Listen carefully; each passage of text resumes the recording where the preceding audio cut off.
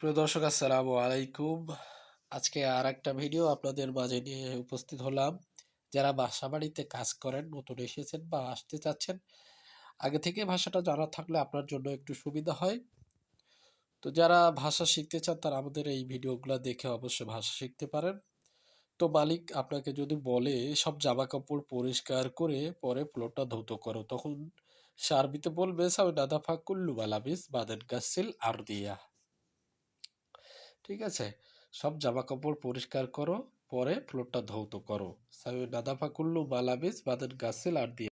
তো এবার আমরা এই শব্দ অর্থগুলা জেনে নেই। এই শব্দ অর্থগুলা জানা থাকলে অবশ্য ভাষাটা আপনি ভালোভাবে বলতে পারবেন। ঠিক আছে? যদিও আপনি ব্যাকরণগতভাবে বলতে পারবেন না, কিন্তু শব্দ অর্থ বললেও তারা বুঝতে পারবে আরকি।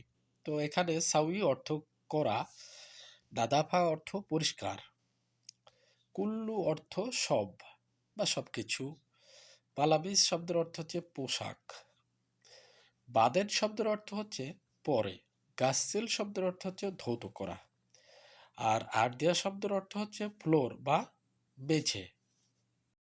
এরপর মালিক আপনাকে বলবে যাও আমার জন্য ১ কাপ চা নিয়ে এসো। তখন সে আরবিতে এটা কিভাবে বলবে? যদি আপনার জানা থাকে তাহলে আপনি সহজেই ধরতে পারবেন সে আমাকে চা নিয়ে আসতে বলছে। তো সে আরবিতে বলবে ইয়াল্লা জিব ওয়াহিদ শাই লিয়ানা।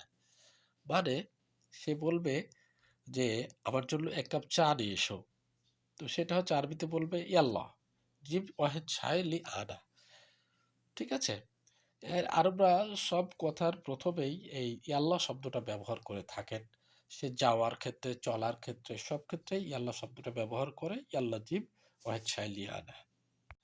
চলেন এবার তাহলে শব্দ অর্থগুলো জেনে নেই।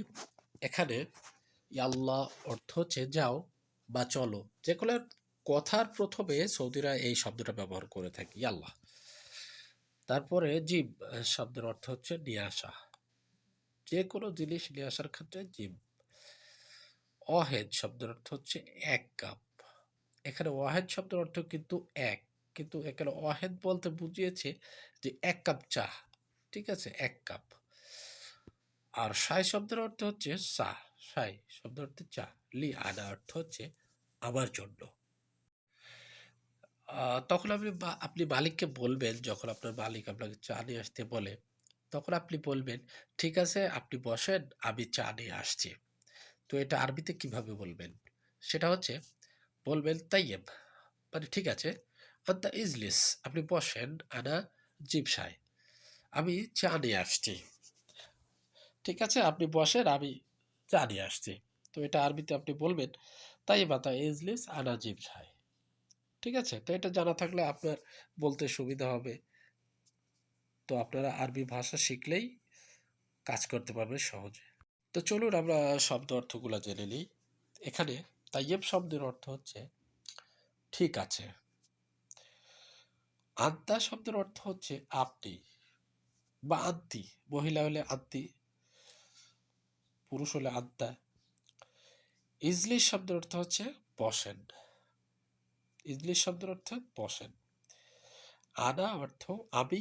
জিব শব্দের অর্থ হচ্ছে নিয়ে আসছি। শাই শব্দের অর্থ হচ্ছে